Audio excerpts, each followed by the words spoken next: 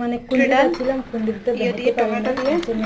তারপরে যখন আমরা বিয়েতে কুন্ডিয়া ডাল বানাইছি সকালে খাওয়া দিয়ে, তারপরে একজনের বিয়া দেখছি কোম্পানি সুপারভাইজার।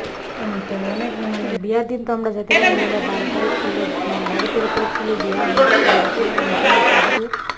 খুবই সুন্দর